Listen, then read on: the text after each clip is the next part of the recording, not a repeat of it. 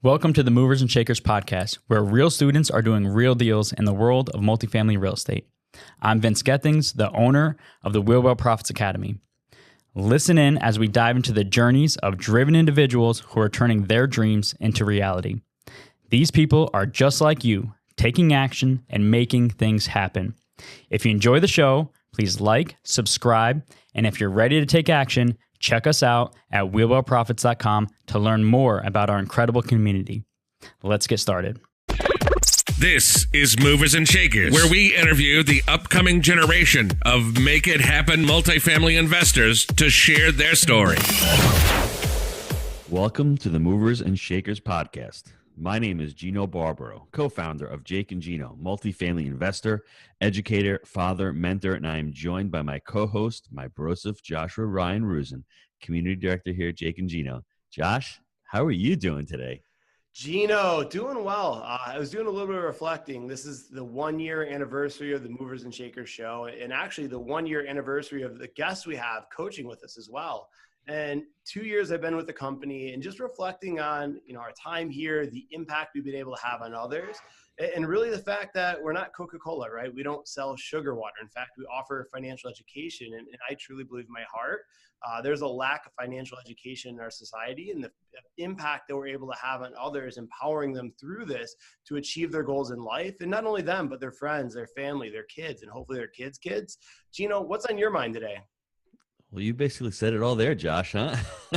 Great intro. I mean, the students here, we're eclipsing 6,000 units owned by our students that have closed deals, and I'm sure the number is even higher because students are closing deals all the time. It's been a great journey for me as well. I've learned a lot through the education from teaching others and teaching myself and learning. And what I think I've learned is, we're vertically integrated and we're learning new techniques, but our students are sharing it. And that's the great thing about being part of a community. You teach others, but you learn from others. And our guest today is a perfect example. I met our guest probably 3 years ago. We were both bitching and moaning about having no deals back then. And he was in single family and I was moving to Jacksonville, and there's no deals. And then there's deals. And it was funny. We were both sob stories together. It was great.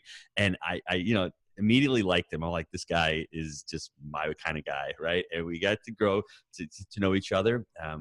He ended up coaching with us. He ended up getting into multifamily in a big way. And I just wanted to, bring him on today and have him share his journey, because for us, it was like multifamily, it's never the right time. It's never the right time. There's no deals.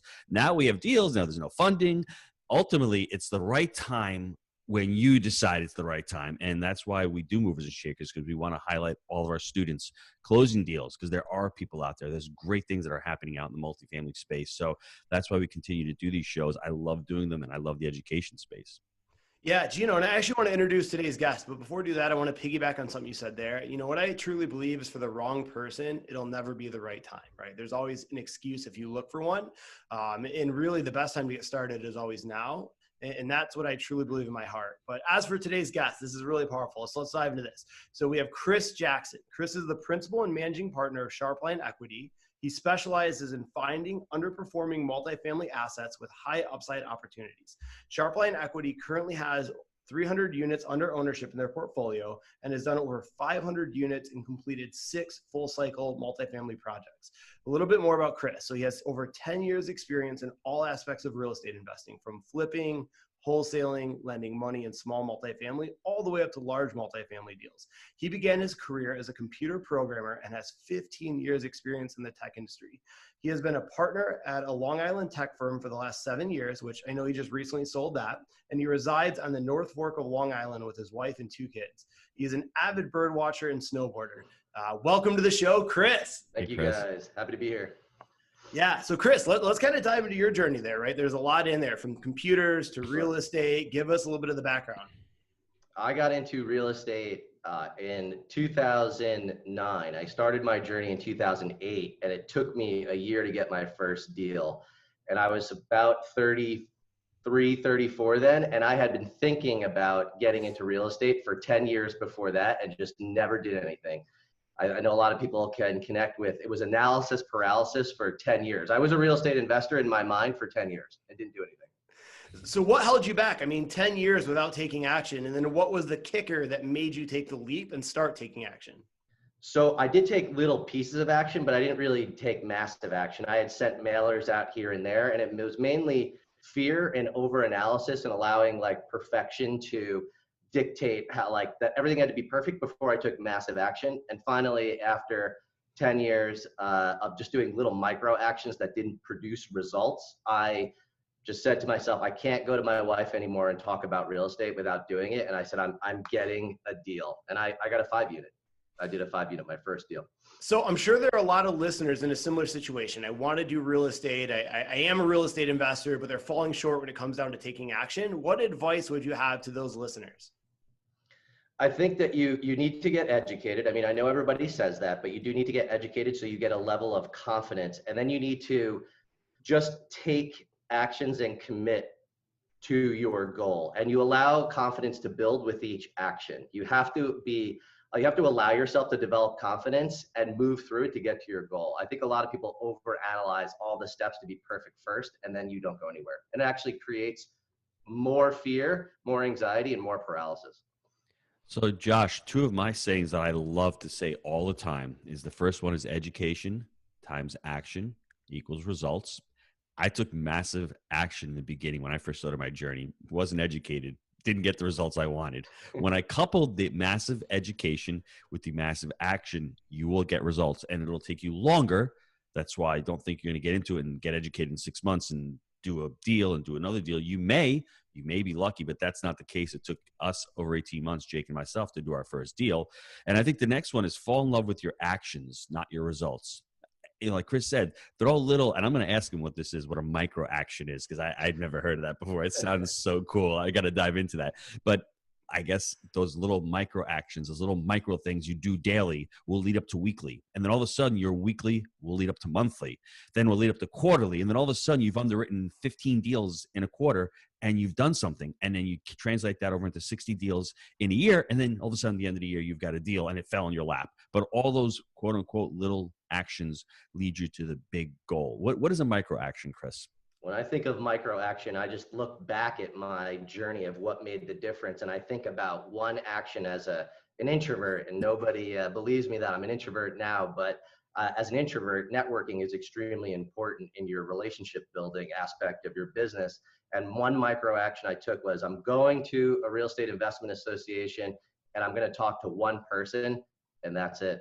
That was that's all I did. I went up and I spoke with somebody, and it was 10 years ago. And I just said that was my goal. And I didn't punish myself for not going up to 12 people and being Johnny Handshake Bro. Gotcha. So you get that 5-unit. What happens next? 5-unit. I then got a commercial loan on an 8-unit. And that was in about 2010. And then I started to need to become a good landlord. So I spent time for the next 2 years just learning how to be a landlord. And then I just started getting into flips and took my eye off the ball of multifamily, which was a mistake, and started doing flips, single family rentals and wholesaling. And then I got back into multifamily, which ultimately I realized was my purpose. So you say that was a mistake to kind of get back into flipping and the transactions. Elaborate on that. Well, because I didn't know how to put it all together. I had a certain level of education to do multifamily, but I didn't know where to go next and how to go bigger. So I'm seeing everybody around me start to do flips and get seduced by the shiny object of transactional money making. And I didn't go back to what I was seeing was more of the longer, better journey of just wealth building through multifamily. So I got back into it at about 2015, and then just started getting bigger units.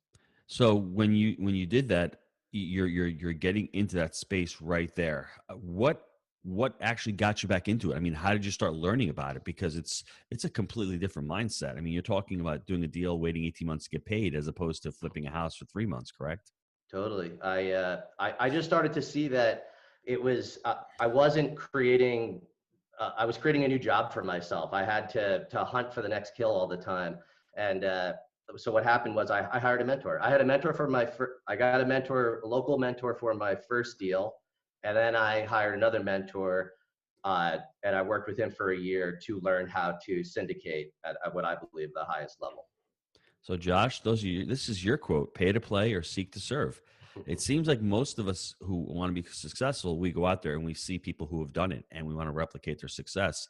And I think that really dramatically shortens your learning curve. I think you can always go back and bounce ideas off. And that's why I love coaching in the real estate space. Because if you're going through a deal, and Chris has had a lot of successful students, when they're going through deals and they've never done one before, little things come up, whether it's due diligence, whether it's the LOI, how do I put it in, whether it's the underwriting the deal, whether it's when you finally close, what are the takeover steps. There's so many different little ramifications going on. And when you have somebody holding your hand throughout that entire process, it's just going to make you more successful. You're going to save a ton of money. That's the bottom line. You're saving time, you're saving money, and it's going to be a more pleasant experience because you're not going to mess the deal up. How do I know? Because I've messed up many deals without having a mentor. And then when I actually had one, I closed on 136 units. It was an amazing experience because I'd call them up and say, hey, what do I do with this LOI? Hey, how do I underwrite the deal? And that mentor was there for me. So I think that's really amazing. Chris, I forgot to ask you, what markets were you looking at? Because in Long Island, it's a difficult market to look at. So where were you looking at in your market analysis?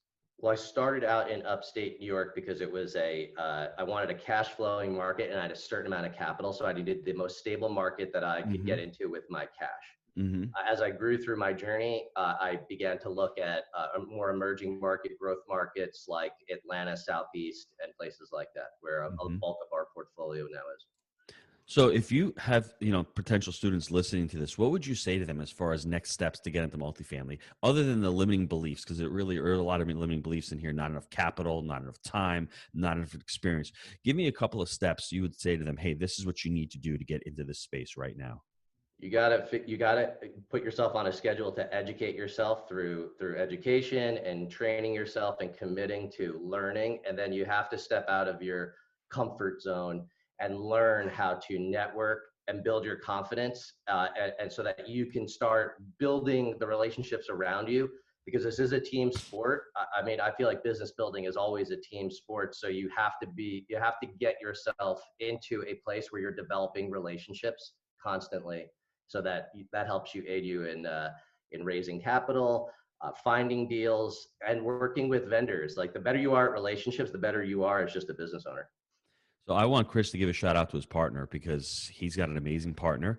And I think partnerships are unbelievable. They really help. I've got Josh. I consider him as one of my partners. I got Jake, who's an amazing partner. So shout out to your partner, Chris. And also, what does your partner allow you to do or helped you along this journey?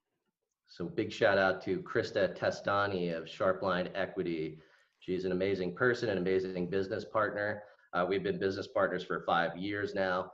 And she is more of the operations legal side of things. She handles a lot of the detail side of things. And it's amazing for me because I literally get to not think about it. It's not actually an offload, but I don't have to think about it. I trust it. So I can concentrate where I'm good at, on strategy, relationship building, which markets we're going into next, build those broker relationships. And she's also an excellent capital raiser. She instills trust in everybody. So we both have many overlapping concentric circles, which makes our business partnership quite strong.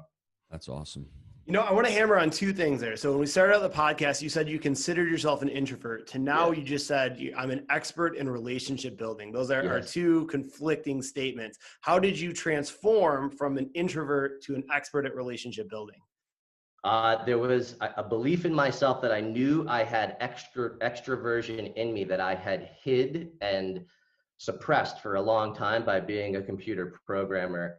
And I didn't allow those skill sets to build. So I had to get very uncomfortable and allow all of a sudden this inner gift that I had to come out and build confidence on itself. And I realized that it was actually more of a strength than my analytical skills. So you're saying limiting beliefs in your mind were actually holding you back from showcasing that gift? 100%. So that's the amazing thing, though. The education, I will guarantee you, allowed you to become a better networker because it gave you the confidence to get out there. You didn't sound like an idiot when somebody says, hey, Chris, you know cap rates in Atlanta? Yeah, bro, I know they are. They're about 5 right now. You knew to speak the lingo, and you felt really comfortable doing that. And that's one of the things. Did you have a credibility book? Maybe you did. Maybe you didn't. Our students have that. It gives you the confidence to get out there and to talk to people because you're going to sound like you're part of the business. Would you agree with that? Yes, the education and mentorship was critical because even though I just said you can't overanalyze, but what it does do is give you just so much more information that you have, that when you from the terminology, a conceptual ability to articulate these aspects of multifamily wealth building, management, and when you talk to investors, brokers, through education, mentorship, you do have a base of confidence that shows, and you can see it in the reactions of people. So you have a leg up, and it allows you to have a foundation more to get out there and build out your networks. Yeah, I want to piggyback on that point because that's really important. So sometimes when you're not educated, you go out there and take action, but it's not getting results, right? You're spinning your wheels and you're more likely to throw in the towel. But when you're educated, you know what you're doing, the action is much more targeted and it's easy, like a snowball. It's going to pick up steam and momentum rolling downhill once you start getting results to continue that momentum forward. So it's a huge point that education brings that confidence with the implementation that also gets results. So love that. All right, now the second one thing I want to add, Josh, this is critical. I remember this in raising capital, because raising capital and raising money is a big moment for even people that are high confidence, like they and extroverts. Like, you have to raise money, you stare in front of the mirror and you're wondering like, oh wow, can I do this? The mentorship and knowing how to answer the question, how does this work with an investor? It just gives you so much confidence, because there's so many jokers out there when they get asked that question. They're just like, I don't know, we'll figure it out. And at the high level, you have to have the answer. And when you do get training and you can answer that question with details, even if you don't know the whole aspect of it, you have the base knowledge answered. You just come across with so much confidence and you start building your investor base so much more quickly. Love that. We'll figure it out. Doesn't seem like a good business plan to me. So there's a lot of operators out there that's their answer. It sounds like something the government would say, actually, not an investor. To be honest with you, we'll figure it out. I want to get into some tips of networking, but before we do that, we've been hammering education. Would you like be able to share a story that how you helped one of the Jake and Gino students? You don't have to mention the name, but how you helped them get over the line, or even selected a marker, or even closed a deal, or even going through the deal and through management. How did you help them? I recall one. I mean, I don't know if he wants me to name, but I'll just, he informed me of a market. So that's the great benefit for me as a coach, that my students give me information. I'm like, wow, that's a great market. Didn't think of that. But he was very early on in his journey. But he picked it up fast, smart guy, committed. And I remember him getting a deal or a potential deal. And he's like, now I don't know where to raise the money. And I remember saying, this is what you're going to say the next time you talk to somebody. When are you talking to somebody next? And he's like, well, I'm going to my chiropractor later. And I'm like, you got to say this. Just tell it. Like, he's going to ask you, what are you doing? And you just say, well, I'm researching a new market. I'm to buy buildings there. And I believe he said that, and he walked out of that meeting with his investor, just having the right thing to say without sounding like a salesperson.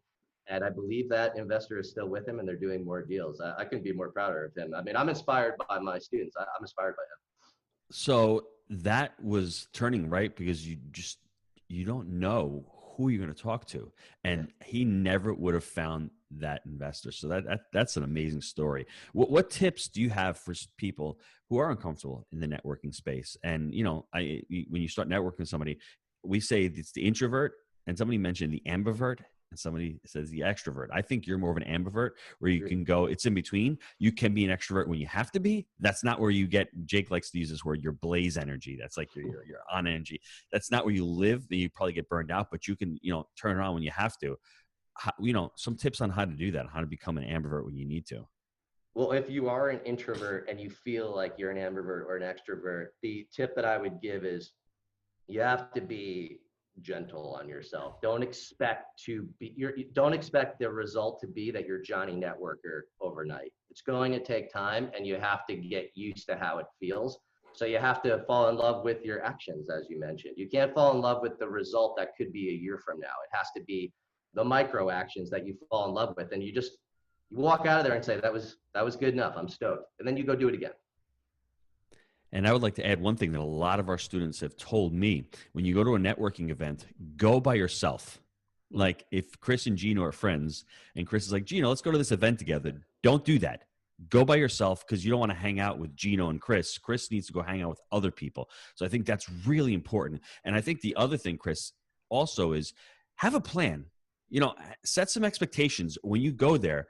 If your expectation is to talk to two people, have that expectation. And then also, what do you want to get out of those, conversations? I think doing that, people are just going to network. They don't know what they want to get out of. Do you want to raise capital? Do you want to meet somebody? Do you want to get on somebody's podcast? Whatever that expectation is, go there with some clear-cut expectations. And I think finally, the last thing I'd like to say about it is, what are you going to be able to offer for them in value? What are you looking from them, but what can you give them also in return? So that's really important as far as networking. I didn't have this arrow in my quiver then. I wish I did, but it would be do everything you just said, and then at the end ask them how can I be of value to you? Where do you need help?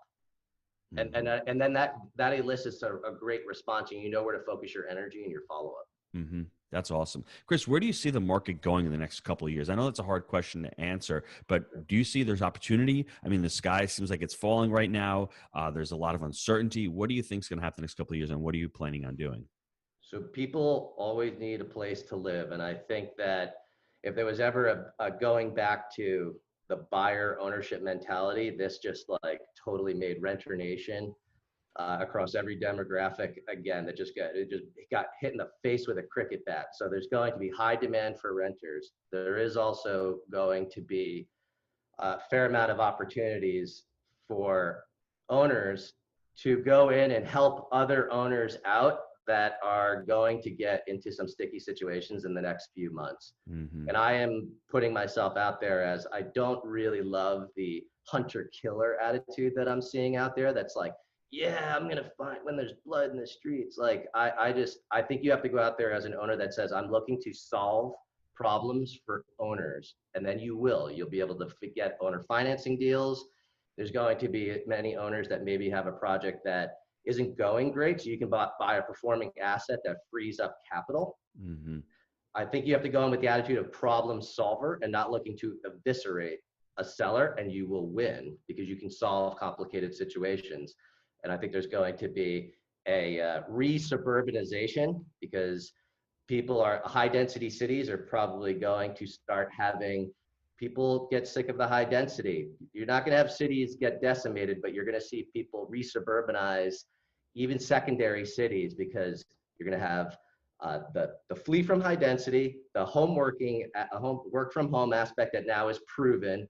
You're going to have a lot of companies that look to lower their burn rate on office leases, and they're going to let their staff work from home. But you are going to have people still want to be near a hub of a downtown, but I believe it's going to increase in the demand for secondary cities across the U.S. I love that. So everyone needs to read the book, Big Shifts Ahead by Chris Porter. I think what Chris is alluding to is what Chris Porter says in his book, The Suburban Area. It's really the suburban urban. And there are a lot of cities that are going to that. I think Nashville is a perfect example. It's like spreading out. You're not at the urban core anymore, but you're out in the suburbs where it's still an urban feel, where you have the Whole Foods, where you can walk to the park, but you still have a great school district. So I think that is what the highlight is. Now the assets are going to cost more there, obviously, but the rents are going to be higher. But I think going forward, that's what we're looking at seeing, and that's an exciting.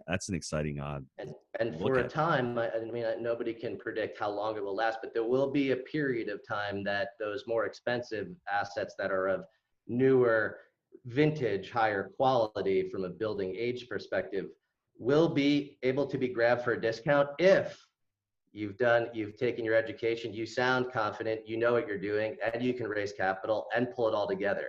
So that's why you have to prepare to take access of this opportunity, because if you show up being a newbie just thinking that deals fall from the sky even in a recession, you're wrong.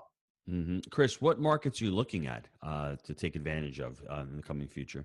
I'm still a proponent of the Southeast. I believe that you're going to have Georgia, North Carolina, South Carolina, the Southeast are very strong. And I think that you could start to look at some cities that may be considered tertiary, but do have a nice base. But they are like secondary cities off of a main core city within the Southeast markets, and start looking at those to look for that re-suburbanization increase of those secondary cities in secondary markets. I love that. Before we get to the short answers, any tips on talking to brokers? Because now all of a sudden the pendulum swung. And my wife always says this, when something goes to 1 degree, it always comes back swinging. I didn't think it was going to be this fast, to be honest with you. Correct. Brokers had the upper hand for the last couple of years, and rightly so. There was a lot of people selling. It was a seller's market. Now all of a sudden it's a buyer's market. Any tips on engaging brokers, networking with brokers, reaching out to them, following up with them?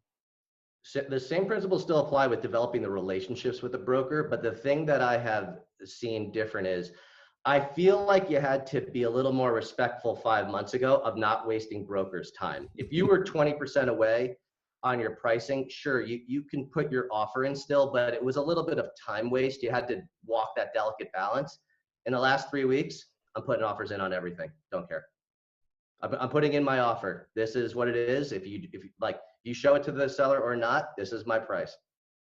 And that's where it's changed. I'm not worried about that relationship risk, if you will, of wasting time. Every offer matters right now. So Chris, when things stabilize a little bit, where's the delicate line between that? Let's say things stabilize in 6 months and we get a return to quote unquote normalcy, where it's not really a buyer's or a seller's market. How would you, take that viewpoint with brokers, because you still want to be respectful of their time. I would share my underwriting with them. I would say, this is where I'm at. What else would you do in that respect?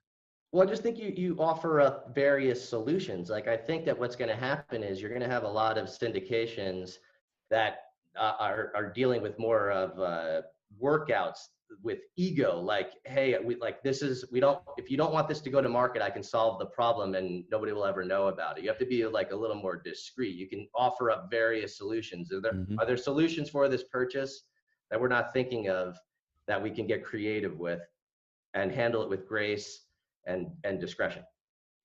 So kid gloves. That's what I'm hearing, right? That's really good, guys. Let's take a quick time out to hear from our sponsors.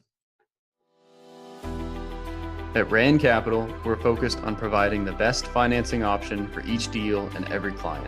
Our personalized service, along with our blue-collar work ethic, will give you the peace of mind to know that we will take the stress out of the financing process so that you can focus on other aspects of your business. For more information and to find out how Rand Capital can help you find the best loan for your deal, visit randcapllc.com to start the conversation. All right, Chris, I got some short answer questions here for you. What's your favorite book? What's my favorite book? I like the Charisma Myth. I forget about the author, but that was a book that helped me out of my introversion. It's the Charisma Myth. It's more of a science of how to have charisma. Love it. What about your best habit for success and why? The best habit for success was when I started to have a morning routine that allowed me early in the morning to get into a state of optimism. Love it. All right. So there have been some really good gold nuggets on this show. I want to dive into a few, and then Gino, I know you're going to add to it. So the first one, this is beginning to be a common theme here. Education times action equals results. Again, that education gives you the confidence to take the right action, which is going to get results. Another one is don't chase shiny objects. Multifamily is a long game here. Stick with it. It is worth it, and the results will come. The next one is we'll figure it out is not a business plan. So if that's your business plan currently, you might want to kind of look in the mirror a little bit. And another one is progress, not perfection. Chris had mentioned you're not going to become the perfect networker or multifamily investor overnight, but if you can focus on taking strides in the right direction, that's going to help you ultimately get that end result. And then follow the demographic trends. So we're becoming a renter nation. Look at the shifts in the demand for multifamily and realize this is an asset class that's going to be here for the long run. And another one, when you're looking for deals, having the mindset I'm going to solve problems and create a win-win versus I'm going to look for those that are in a horrible situation and prey on them. It's not really the best mindset to create a win-win situation.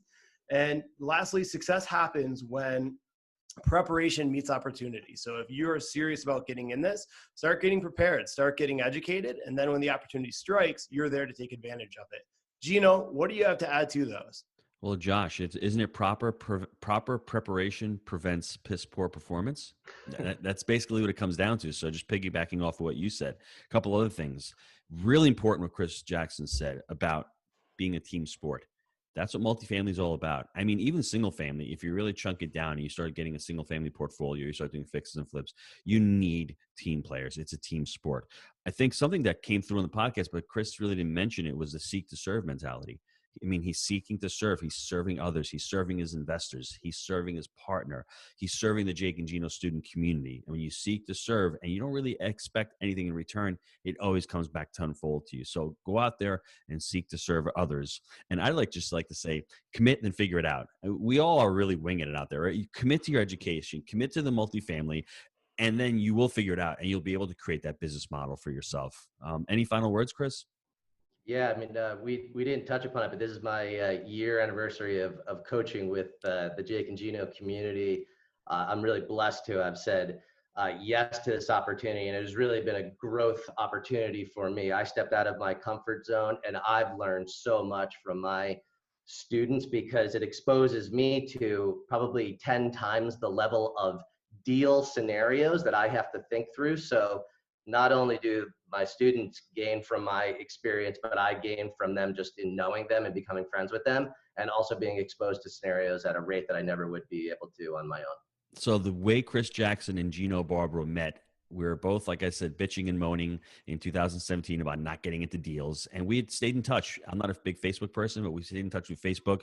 We've called each other several times. It is June or July of 2017, and we go down and we are at an event together in Atlanta.